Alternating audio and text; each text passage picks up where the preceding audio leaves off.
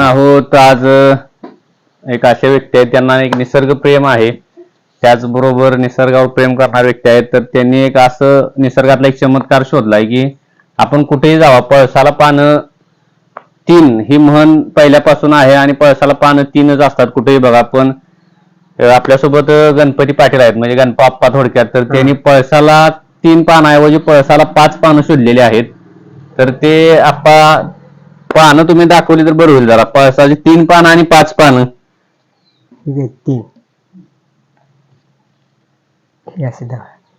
तर हे 3 पानाचा पळस असतो, कुठेही बघितलं तरी 3 पानं असतात पळसाला.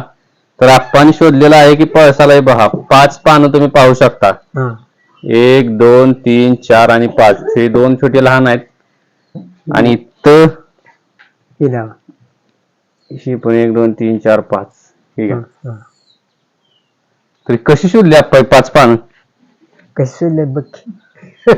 पळसाला 3 पानाची म्हण आहे पण 5 पानं आहेत, कसं काय? मग आता कसं काय? मग आता मी उगाच शोध लागत माझं आपलं वाद खरे नाही. हे शिरी हे दिसते सगळं पाक्षवरातलं मला माहित आहे ना. पार आपल्या तिथं पवनचे काही दिसते तर पर्याय कुठले मला वनस्पती सगळं माहिती म्हणतात ते माझं ध्यान तेच असत. मग तुमचं तरी आता वय काय आहे? 84.5. 84. 1/1/1942. 42चा जन्म आहे. 58 किती झाले बघा. 1942. त्याचबरोबर दुसरं एक फळ आपण आणलेलं आहे. तर हे कोणतं आहे, याचं नाव काय आणि कसं काय याला बघायचं? त्याला 12 तोंड आहेत. बर, याला 12 तोंडी म्हणतात.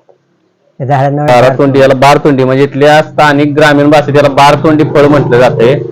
त्याला 12 तोंड दिसत आहेत, असे मोजले तर 12 दिसतील याच्यामध्ये. हे कुठे शोधलं तुम्ही? हे पण आपल्या भागात आहे? आमच्या शेतातच आहे.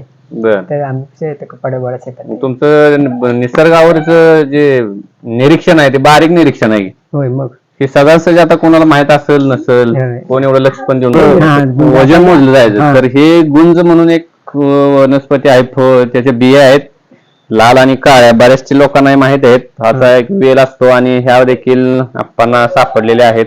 तर ठीक आहे, आपण बघूया चक्रदंड ते व्यायाम प्रकारे काय तो करून दाखवतायत, बघूया नक्की कसा काढतायत.